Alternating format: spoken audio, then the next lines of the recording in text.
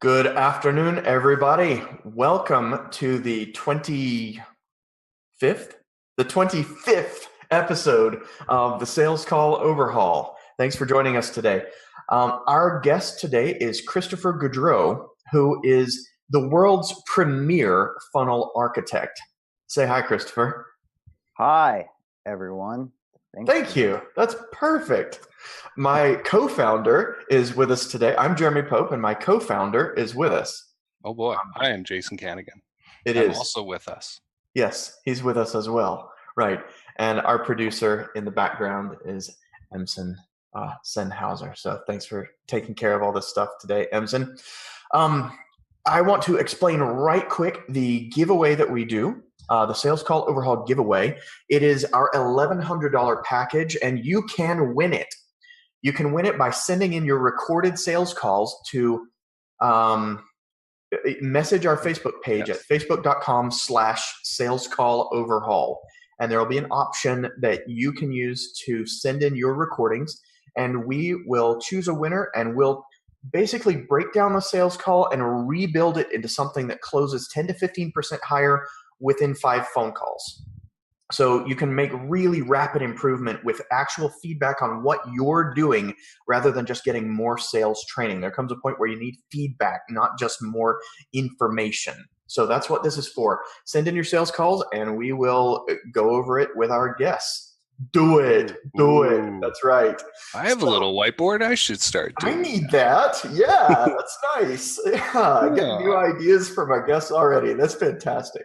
Got to support the show. Yeah. I feel so supported right now, lifted even. So those are our submission, how to submit a call. And our guest next week will be Martin Mawhinney, who is one of our coaches about building a Facebook group. And he's been great for us, showing us how to use Facebook groups and how to help our folks get the most value out of group. And so we're excited about having him next week.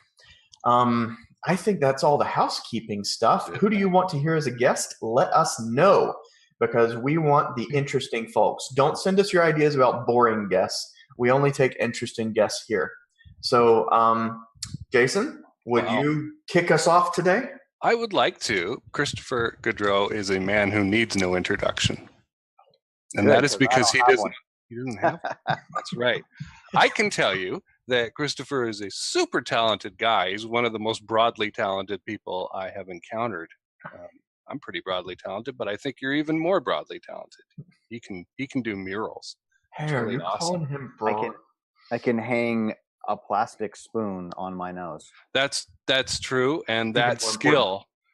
Well, I think Christopher learned a valuable lesson, which is that you can be highly skilled, but if you don't have a funnel or a sales process, even hanging a spoon from your nose will not make you rich. Totally. I mean, you can't rely on, if you do have skill, let's just assume people listening have some sort of talent, and assume they are talented and skilled at what they do. Otherwise, you probably shouldn't be doing it. And if you are that way, or at least are in the mind frame that you're in that, in that zone of genius, then it's just simply not enough, which is where guys like you come into play and help them to turn that into work, which is the fun part. We do something, Jeremy. But first, they need to turn that into leads. Yes. Before they turn it into a sale, they need to turn it into leads. And that's where you come in. You need a funnel. And Christopher is Mr. Funnel Architect. He has a Facebook group of the same name, Funnel Architect. And I would like to start off with a question about high-ticket funnels.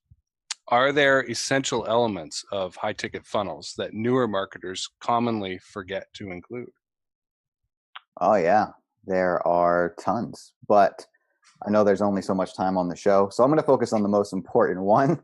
Okay, good. I'll stick with 3.5 pounds. Yeah. I call it the oven.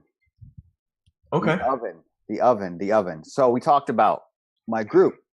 I'm going to send people to my group. Why? Because that's the oven. That's the oven where everyone, let's say leads are like butter, and I've used this analogy before. You have a funnel. Picture a kitchen funnel, and you put a stick of butter in the top. it ain't going anywhere. But if you warm that butter up, it'll flow right through the funnel. No problem. Okay. So in order to get the leads to flow through that funnel, if you want to know what is the best conversion mechanism, it's that those leads are warm. Mm-hmm. The traffic matters. And so the oven is what they'll leave out most of the time. They'll work endlessly on the page, the landing pages, to generate a lead, name and email type stuff. They'll do the same thing with every other part of their funnel. They'll work ads, split testing, really hammering it home with copy and design. It's like a never-ending process. And they completely leave out the fact that, look, if people don't know you, like you, and trust you when it comes time to convert, they're not going to convert.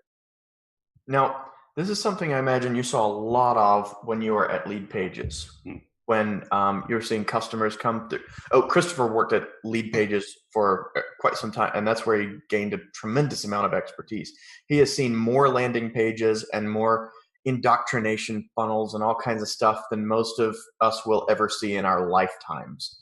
And thank goodness, because it's not my favorite thing to deal with myself. I love learning about it, but once I get into the nitty gritty, I get overwhelmed really fast. So what are the components of a good oven? I mean, time seems like an obvious one to me, but I might be off. So in any market, especially you're talking about high ticket stuff, there are people that could be ready to buy now, but those are not the majority. The majority of any sales that you do, most of them are not going to buy. And any offer that you put out, most of them are not going to take that offer. Most of them are not going to convert at any one time. It's a whole 80-20, principle stuff at play once again. And the thing that you have to concern yourself with is those people that say no, and those people that didn't buy, didn't convert, didn't whatever, that you get them into the oven and you're able to keep them warm long enough, or able to keep them in there until they get all melty and warm and nice, where they are willing to go through your funnel. They are willing to, get on your mailing list. Oh, now I care about hearing from this guy every week. I'll get on his mailing list. Yeah. I do want to subscribe because I've decided now, after watching 30 videos, that I do like this stuff and I want to make sure I don't miss any more. Yeah.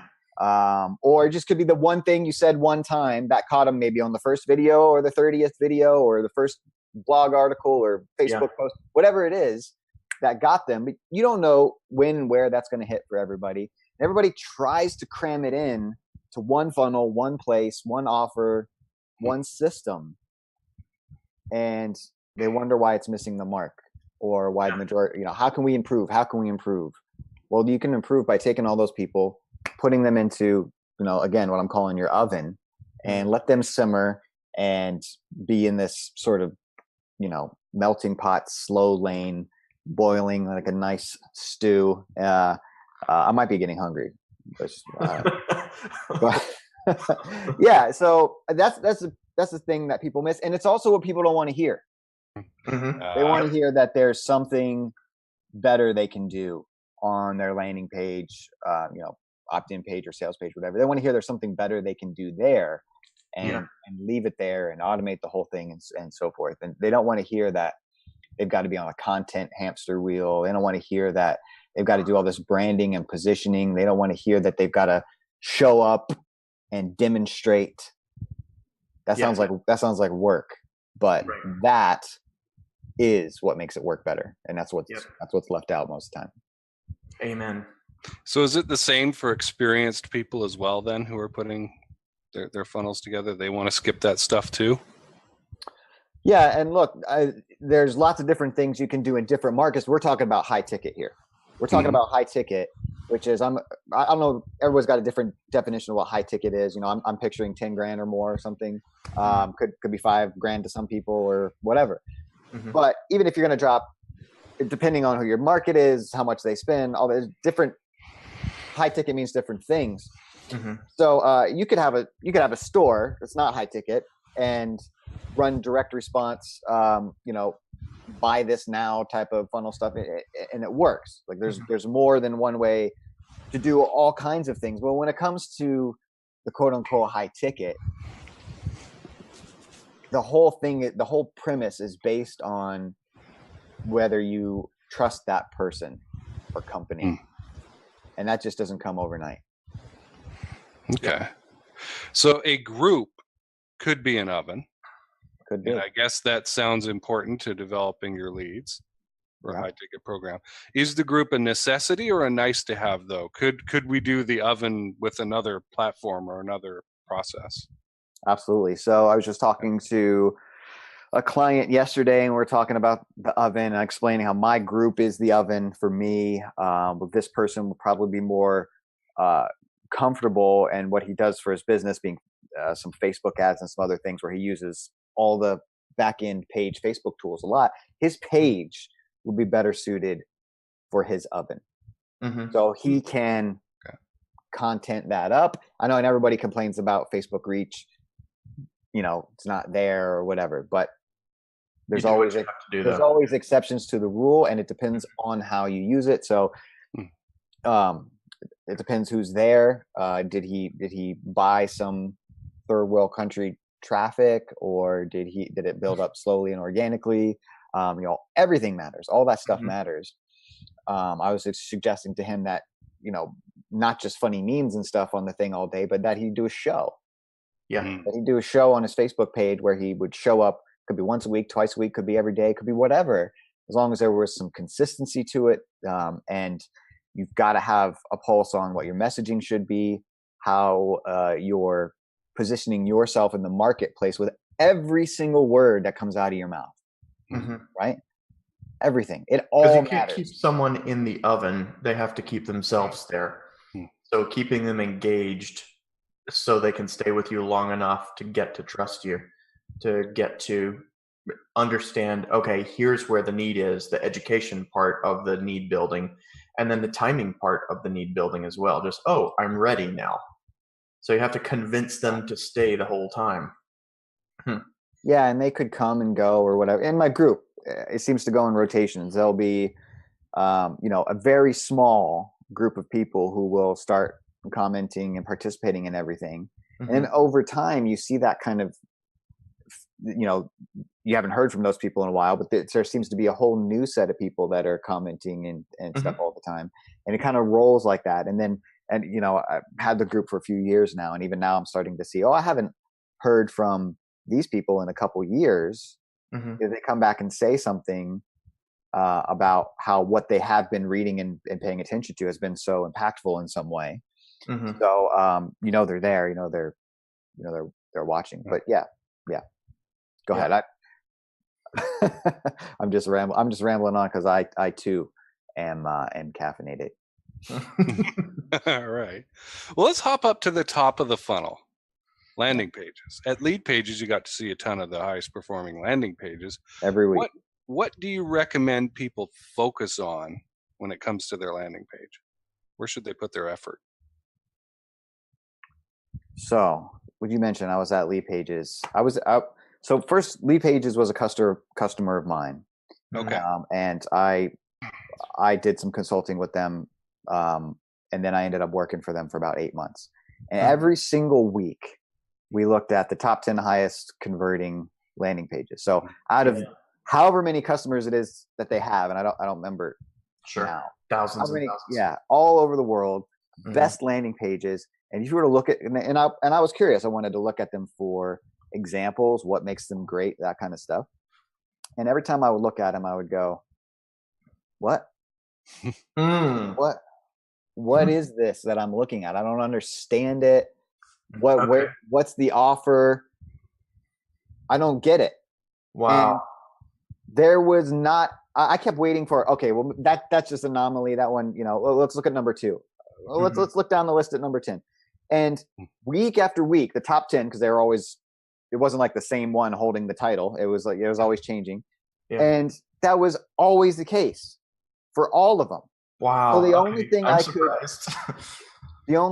could get out of that, what's the big lesson, was that, all right, these are the highest converting. It obviously has nothing to do with what's on the page. which again, something that nobody wants to hear. So you got somebody on here to talk about funnels, and we're going to talk about some pages and elements and stuff that should be on the page. And we open this conversation with the oven. The people on the top list, the pages that are on the top list, this is a result of people coming from somebody else's oven. Yeah. They're coming from this center where they have been building up this trust, this relationship, this, people getting to know them.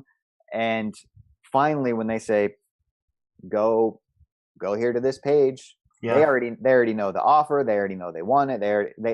It's all done already. Wow. By the time they get there. And how deeply uncomfortable is that? The page isn't doing any work at all then, really. Goodness. Well, not in most cases. It's just a mechanism, right? It's just so the other thing that comes to mind for that is, what if when an outsider looks at it, an expert outsider looks at it, it doesn't make sense because the language is language that tribe, that crowd has already learned so thoroughly that there's a lot of not code words exactly, but like code concepts that they've already been indoctrinated in the whole time. And so now it's just callback after callback after callback, and it doesn't have to be that it doesn't have to be clear to an outsider because it's not for the outsiders.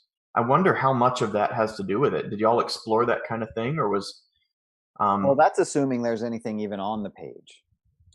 Good point. Because a lot of times there wasn't even. Okay. Like a title of something that you don't know what it is or what it's for or who it's for. And here's where you can opt in and get it, because they already know that information coming in. Yeah.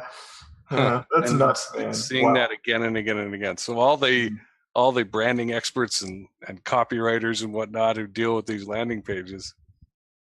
Now I'm not saying that there's not a place for all that design. There's not that works. And if you're going cold traffic, great. You can go cold traffic. You can convert them. Yeah, you have to pay very close attention to that stuff. Right. There are scenarios where this stuff matters. High ticket though, I don't think that's going to work for you. Like there's people that set up. There's people that set up funnels. They'll do it all for you. Coming in from, how do I put it? Because I want to encapsulate it all. But they'll get it to where, and you might encounter this too in your business since you're doing the sales closing. They'll get it to where they'll set something up. Someone will end up on the phone. That's the point. Yep. We're so great at generating leads and getting them on the phone. And you get them on the phone, and what are some of the worst case scenarios? I'll let you go ahead and fill that in. What's worst case scenario? Worst case scenario when they get on the phone. What do you not want to hear? Who are you people again? What's this about? That's by far the worst case scenario, and we have encountered that before. That means we're not going to be working with that client very long when we hear that kind of thing. They fix that right away, or we're out of there. Who are you? What do you do? Yep. All the wrong questions. Somebody coming on the phone who doesn't know you, who's not really connected. Yeah, they don't know us. Because they don't know you. They can't possibly like you or trust you in any way. So what's the conversion like on the call? Not very good. Oh, it's pitiful. Yeah. Now it's not like, well, you can't do some sales psychology bullying kind of hard close that and you can't get, and there's people that specialize in that and get it done. Right. They get it done despite the circumstance that got them there. But they're doing it in a cold call format is the thing. So people will look at sales pages and doing the exact same thing on a sales page or and they're doing the same thing. Someone's showing up going, who is this? What is this for? What is this about? And you have to do that just like you would on your call on the page. And because that is done on the page, it's like, well, the conversions aren't as good on that page, just as they wouldn't be as good on your call. Right. So that's it. If you know it's missing from the funnel, how can you increase it, not just incrementally, but exponentially with the conversions that are on there? It has to do with that traffic, where they're coming from. And it's not a set it and forget it. It's a branding thing. So I'm going to ask the obvious next question, though I suspect there's no obvious answer to it. How long should someone be in the oven section of a funnel? The point of the oven almost is that everyone will pop at different times. You think about the popcorn in the microwave or in the pot or whatever. Some will pop soon. Yep. Some will still be popping when you're done. You're like, hey, we got enough popcorn here. We're gonna take it off now. Pot's full, ready to go. Eat this, and there's still kernels in there that didn't pop. So it's it's relative. Some people will not pay attention. Some people it's not a good fit for. Some eggs take longer to crack than others. That's like the whole point. You really are hungry. Yeah, I am. Yeah. So can you overcook? That's a good. Can you leave people in too long, or turn up the heat too high in the oven? Things like that. No. That's interesting. Nice. Eternal reheat. What do people spend time agonizing about on their landing pages that just doesn't matter all that much? Cool. So they spend time agonizing about everything. As far as what matters, it goes back to none of it matters, but also everything matters. So it's both extremes. And I'm not trying to get out of your questions here, but that's the truth. None of it matters because of what I witnessed on the top converting landing pages. None of it mattered. But also everything matters because everything that your potential client is hearing or seeing from you matters, makes an impression on them. It makes a psychological impression that they're storing up here about whether or not you care enough to make it look nice. Are they going to care about? There's all kinds of factors. Just everything that you do has an effect. Marketing is applied human psychology. It could be the tone of your voice. It could be the way that you write and you don't care about editing. It could be anything. It could be the imagery that it could be the funnel architect sunglasses. It could. Everything goes into it. Yes. And it all matters. It really does. And when you gaze too long into the sunglasses, they gaze back. I think that's the point. Yes. When you're designing a funnel, Christopher, what is the typical outcome that you are working to engineer? Design a funnel. What is the outcome? Okay. So that's a pretty broad question, but I would say I already have an answer. Yeah. Oh, you do. You have an answer. Okay. I want to see if it matches what you say. Well, okay. When I'm designing a new funnel, I take on clients. First thing we work on is leveraging existing assets. What do you have now? Because you can go to any expert who is copy and paste. They make the same thing for everybody, get the same advice for everybody. They read a book, they watched a seminar, they did something, they copy and paste, they try to apply it to everybody. Any idiot can do that. But also, if anybody coming to you should have some assets. They've already got stuff that they're working with. They have a business, they make sales, they might have a book, they might not. They might use a webinar, they might not. They might have a landing page builder, they might not. They might, do in-person things, they might not. It just take what they have. You're able to use that as your material and create something new out of that to leverage that for maximum ROI for the client, capture, at least in the beginning, some of the low-hanging fruit that's there. Yeah. So that's the objective number one, or outcome, I guess. Number two is about what's called contingency plans. And I heard that from Frank Kern, which is very on point. It's a contingency plan. Most people say no. Yeah. It's it's a plan to take care of that. That's 90% of the funnel work. It's a plan to take care of the people that said no until they finally say yes. Yeah. So the oven is a good part of that. That's where we get retargeting. That's where we get email follow-up. All of that stuff. What's the contingency plan for the 80% or more that say no? This drives home just how much the back end matters. Just how much the invisible portions of the funnel. Anybody can see a funnel and they can look at somebody else's landing pages, and they can go through and try and funnel hack that funnel. What a lot of them are missing is that it's not in the landing pages. Yes, it's important to give some structure to the whole thing. People can kind of hang an idea on that, but so much of this stuff happens invisibly in ways that you'll never encounter unless you fall into that particular logic tree. Right. There's a funnel going on inside of the prospect's mind at all times. There is an invisible funnel, an unseen. See, I didn't have this tie-dye background for no reason. Yep. There's a funnel going on in the mind of your prospect all the time. You might know that marketing, ADA. You heard ADA, right? You've seen stuff like that. So, attention, interest, decision, and action. Attention is the first. So that's all going on in their mind. What did you do to grab their attention? It could happen on a page. It could happen in a video. It could happen on a sales call. It could happen, but it happens just in their mind first before they even go do anything. So did you get their attention? Are you getting their attention? Are you keeping their attention? Attention. Interest. Are you piquing their interest in some way? Are you interesting?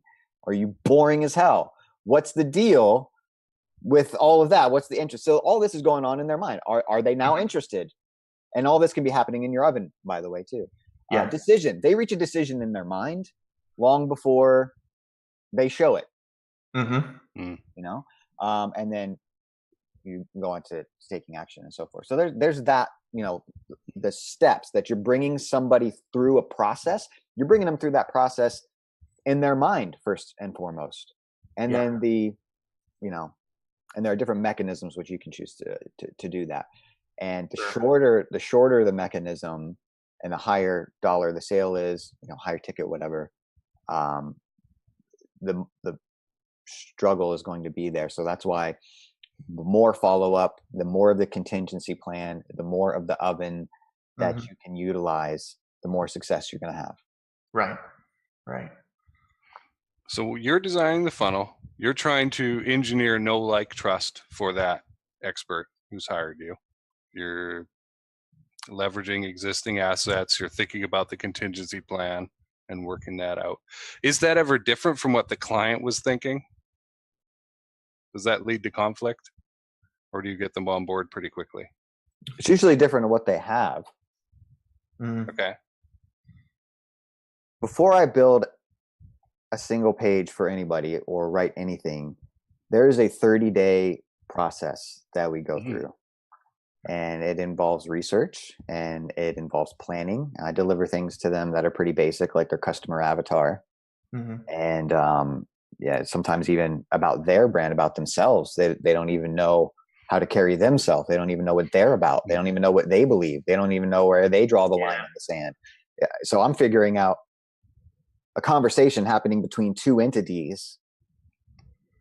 They're this unidentified entity. I got to define that, and I got to define who it is they're talking to, and then design that conversation that goes on between them. So there's a lot of research that goes in up front before making that happen. And it's always different to what they currently have because they haven't done all that. Yeah.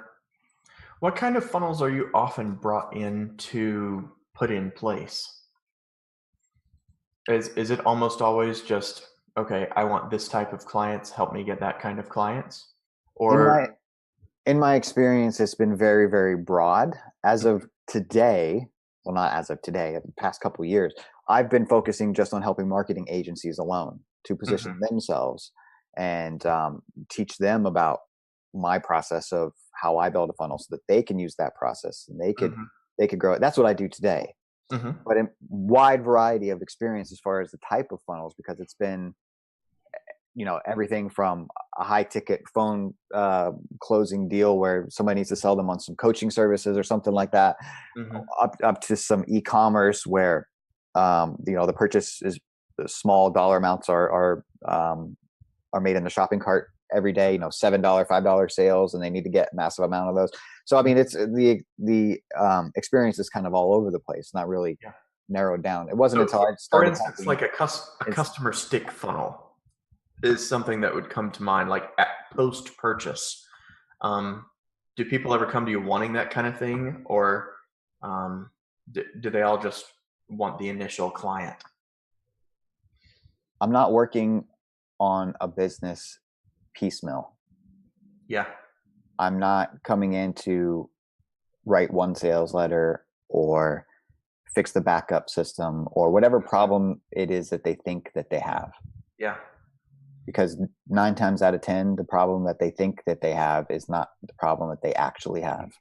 Right. Education time. And since my name is attached to it, I'm not touching it. Mm-hmm. Unless they want to do it the right way. Yep. Yeah, Cool. because when you touch it, you own it. Yep. Love to hear that. Right. What can a potential client who wants a funnel crafted do about their traffic sources before they reach out to you or a funnel architect to ensure their chances of success are increased? Yeah. Well, have an oven. Okay. Give them somewhere to go. When I talk to them on the phone, I want to know, do you have an audience? Mm-hmm. Are people listening the way you say? Do they care about it? Or is this some idea that you had?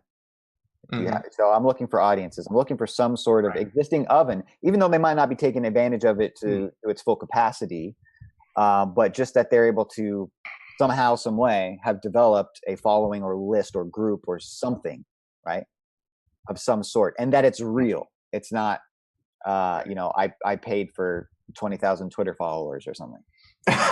Oh, you mean that in a very literal sense. Okay. I mean, when they've got to have another. I thought you meant like really engaged, really with you, not just telling you they're with you, but you meant actual people. Okay, I got you. Actual people who are there authentically because they're liking something that you're saying or doing, and they're interested in the topic and so forth. So that's something that I would look for to nurture. But obviously, that's our traffic. That's our main traffic source. Are those warm people? And so there's things you can do to get people into the oven, and then there's things like from there. We're talking high ticket now, and when you're going from that into your sales process after they've been warmed up. I wouldn't try to sell. It's not like you meet someone cold and try to sell them on something. That's the part that you want to avoid. Yeah, your eyes lit up like you've seen that. You might have seen an example of that. There are an awful lot of people that do. Yeah, from people at a networking meeting at a Kiwanis club to people advertising that you just need a funnel. You don't need an audience. You don't need any of this stuff. You don't need a podcast. You don't need to do any kind of content. You just need one funnel and some Facebook ads and you're golden. And well, if they did that themselves, I could maybe believe them. But all the folks that are doing really well with that kind of advertising, they also have a lot of content. They have their own oven. They have all the things that you're describing here, and that's what's making it work. So I agree. In that copywriting phase, so that comes after the research phase, you're more than 30 days into the program here, you emphasize grabbing the exact words and phrases used by the target market to describe the problem. And I love that because I talk about pain points all the time. What are some of the best sources of these that you've found? Where can people go? So I always did direct interviews with people, especially in most of the higher ticket stuff, because it's not always information that's readily available online. Because I'll give you the flip side of that is if you're doing something if you're selling a supplement or some magic snake oil thing that solves a plethora of problems or one particular problem, whatever, that information is readily available to you because you can go and search, and Google is your best friend to go in there and say, what's it like living with arthritis? And you'll get, here's what 12 people said it was like living with arthritis. And then you read, I couldn't start my car, and they go through the life of what it's like. That's golden copy for that kind of stuff. Yeah. Because you wouldn't know that right if it wasn't, if you didn't experience it yourself. So if you're like a copywriter, you're hired funnel creator to do this for somebody else, you're going to need to research, because it's not you. You're not the target market. You need to hear that from somewhere else. So in those scenarios, you can go and Google it. But sans that option, nothing's coming up. And it's probably the case in most higher ticket funnels, is that you need to go directly to who would be buying this thing, or people who have bought it, if that is something that exists, or people who would be buying it, and interview them and ask them questions about the problem, ask them about themselves, ask them about what their life is like, how would it be different if it could be changed or whatever. So I would conduct a handful of those calls, 5-10 calls, depending on the diversity of the topic that I was covering, and record all those calls, start writing down, words that just, or phrases or words or whatever that jump out at you about, what it's like, getting into some of the emotion and triggers and things that they have. Sometimes you'll see some commonalities, and say, well, they're all saying something like this, and this is how this person said it. This is how this person said it. And then you've got stuff to pull from when writing your copy. And then, of course, taking all of that and applying it to some sort of copywriting formula that is proven, where you're, I'm not specifically a copywriter, but if you can hire a professional, they might even do some of this stuff, but if you can hand them that, then they've got a lot of material to work with, and they can apply that to a structure. Yeah. Right. Yeah. You've probably saved yourself money too, if you do that and give it to them. You're going to spend either time up front, or you're going to waste money on ads before you get your targeting dialed in, before you get your copy dialed in, et cetera. One thing that I found useful for guiding that type of interview is Amazon reviews, even for high ticket stuff. Books on the same topic, and they're looking to solve the same kind of thing. So this is not a fail safe. It's not a foolproof method, but you can often find people talking in reviews about their problem was solved by this book, or they've learned how to solve their problem. You can try with this book. But during those interviews, there's one thing that I would say to newer people who haven't done this kind of thing before: do not quash your target market's language. Listen for their words. Do not put words in their mouth, because you will absolutely miss the gold. Like they won't say it. It literally won't be on the recording if you put words in their mouth. So you must hear it in their words, and it's gold, it's diamonds, it's whatever you want it to be. But it's amazing when you can get their words. And you cannot guess. You cannot guess these things, because you could try to make guesses. Chronic fatigue. Oh, I feel tired all the time. Blah, blah, but you won't say it like they say it. Right. And when you say it like they say it, in the copy, what does that do? That makes the person, it makes the person listening say, they understand me. Yep. So I automatically trust them. It's this transfer of trust. And that's why I take so long to research. And truthfully, most of it is about the copy. Most of the research and to the client, I'm creating all this other stuff. I'm researching all this other stuff, but really 80% of it is the copy, because that's what's gonna do the majority of the work outside of the oven and the content of stuff that they normally put out there.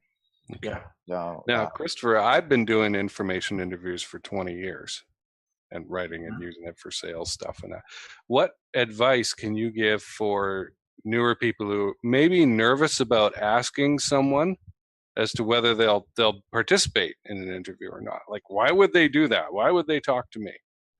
What feedback do you have? Every situation is going to present itself a little bit differently, but there was something that somebody shared with me a while ago, sort of a methodology on how to go about getting somebody on the phone for that. And it may be something that you can do easily. It may take a little bit more searching, but there's often groups surrounding almost every topic, people grouping together around whatever it is, and you can get in there. And it's not your group, so you'd have to approach the administrator or the leader, of that group or forum, Facebook, LinkedIn, wherever it is. Approach them and say, look, I'm doing some research. I don't want to try to sell anything, but I want to interview some people because I'm working on this project, and I'm willing to pay. I'm willing to say this. I'm going to pay you $20 or give you a lead magnet on how to solve this problem. Whoever gets on the phone with me, whoever's willing to get on the phone with me. There's a lead magnet to how to solve this problem, whatever it is, or you can take $20 or $50, whatever's going to sound like a nice little fair chunk of change. You can post that in the group, but they can post it on your behalf. Tell them to email you or whatever, and then to put in the title in the subject line, whether they want to do this for the $20 or they want to do this for the lead magnet that solves the problem. Then all the emails that come through that say that they want the money, delete them. Right. Because you want to talk to the people that really want that problem solved. Yeah. So it weeds it out. Now you've got people who value the answer to that more than money. And you're gonna give it to them. You might even not even create it until after you've spoken to them. Yeah. Use the information. Yeah, exactly. Use the information. That's clever. And Jason, thank you for that, because that's not a question that would have occurred to me. No. I'm always so fast to get on the phone with people when I want to learn something. It's like, okay, who can I find that has that? Okay, let's call them. It's just it's that fast for me. Yeah. But this brought it out. These people really are way more likely to be in that problem with the method you just laid out, Christopher, than my, I'm going to call a bunch of people kind of wing it method. I would not let not having a bribe block you either from asking people. There are a lot of people out there who will get on the phone to talk with you, whether you think, like, why would they do this? Well, they're braggy and want to show off how much they know, right? People like to talk about them. Sometimes they just want to help. Sometimes they just want to help. And they want to get the message out about the problem. Right. A lot of people are in that space. Right. So what you said there, Christopher, was a great way to screen and to get into somebody's group and use that. And it is great. I would not let not having a bribe hold you back, though, if that would be a fear for people. Yeah, you ask 5 people, 2 of them are probably going to say, "Go ahead, let's talk." What I had was more of a methodical way of finding groups that revolve around this, because it's if somebody came into my group and was like, "Hey, I want to ask a bunch of people questions about this thing, PM me," they're like, "Get out of here, buddy." Right. Instant ban. It's all in how you do it. Right. I love that. That's cool. I have done it just calling, because I'm interested in B2B stuff a lot. I've done it just calling or emailing people, executives, and talking to them. And I remember one time I had a client who was doing cold calling, talked to the marketing manager of a medium-sized roofing company in Colorado, and he was in Florida calling because of the time zones. He wanted to call back. And the marketing manager just started telling him all about the roofing industry in Colorado. Everything, pain point. It was great, and I recorded it. I could have turned that into the document to sell. Right? How the ebb and flow and how people bought and what the gaps were, and it was great. And it was just unsolicited. We didn't even ask for an information interview. She just started talking. Yep. So people want to share the information with you. That's fantastic. Christopher, what is the biggest mindset shift you've most commonly run into that clients have to make before they can work with you? You mean that I require them to make? Yeah. Okay. The number one mindset shift that a lot of them need to make is that I will be in charge of this project, not you.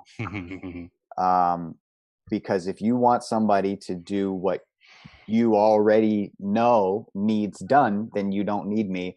And there are plenty of people you can go hire on Upwork or Fiverr or whatever to build you a page or write you an email or do whatever. But the fact that you're coming to me says that you don't know what needs done, and you need an expert to show you it, to handle it. And so that's one of the biggest mindset shifts. Is that, listen, you've come to me, you're going to do it my way. It's going to take 30 days. You're going to pay me, the $4,000 up front for doing the research. So I'm going to make sure you're invested. I'm going to make sure that all this research is done correctly, that I show you the deliverables, that you're going to be invested in this process financially and through time. And we're going to get all the way to the end of this 30-day process. And then it's time to build. Now, would you like me to go ahead? Of course, they're going to have me build it, as opposed to, they don't have to, but they always have me or my team do it because they're invested in us. So that's the number one change. The other thing is they have to understand that this cannot fail. It cannot fail. The only way to consider it a failure, or that it would ever become a failure, so to speak, is that they didn't allow me to do my job. They cut it off. They ran away. They did something like that. That's powerful there.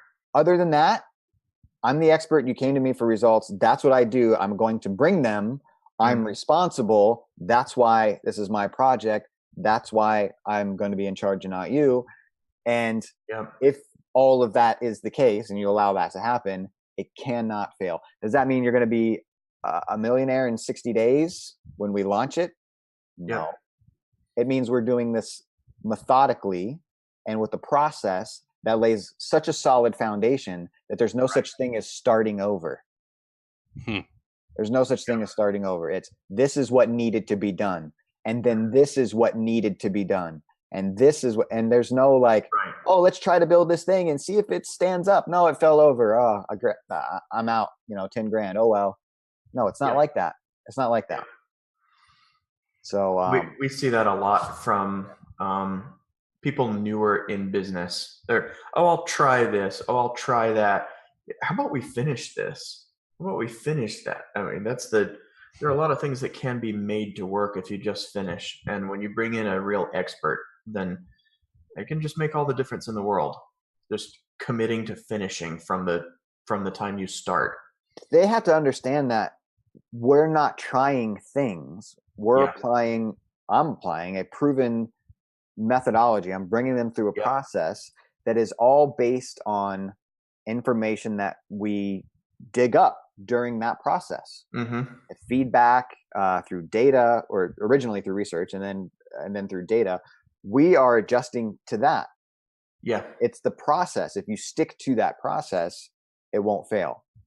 You won't have to be starting over or anything like that. So they have a hard time wrapping their head around that. Like, they think, I'm gonna take a risk. I'm gonna pay you, $4,000, $5,000, $10,000 by the time it's all said and done, or more. What if it doesn't work? We're gonna make something up and hope it works. That's not it. That's not what we're doing. The reality. That's awesome, man. So they can connect with you. People can connect with you through your group, which is at facebook.com/groups/funnel architects. That would be the place to go. And that's plural. Many funnel architects are in this group. Or you can search it there on Facebook and find it pretty easily. Oh, I will say it's mostly a group for marketing professionals. The content is geared toward that. If you're just a business owner, you're in real estate or you run a bakery or something, it's probably not going to be fun for you in there. But for everybody else, if you're a marketing professional, come on in. Welcome to my oven. That's awesome. Christopher Gaudreau, thank you for being here today. Next week, our guest is going to be Mark Mawhinney, and he's pretty cool. He's the 90 podcasts in 90 days guy. Nope. No? Are you sure? No, but he teaches about podcasts. Okay. figure that out then. 10 clients in 90 days. 10 clients. He's got a program called 10 clients in 90 days. Okay. All right. And if you are recording your sales calls, please go to facebook.com/salescalloverhaul, message the page, and upload your call so that we can overhaul it. Christopher says so. You should do it. And you will be entered into our $1,100 contest to win that amazing reward. Yep. Which, if you take what we give you and apply, you will increase your closing rate. It will be very, very powerful for you. You will indeed. All right. Thank you very much for being here, Christopher. Stick around for a moment and we'll have a quick chat. That's Jeremy Pope. I'm Jason Canigan. Our producer is Emson, and we appreciate him very much. This has been the 25th Sales Call Overhaul. Thanks for joining us.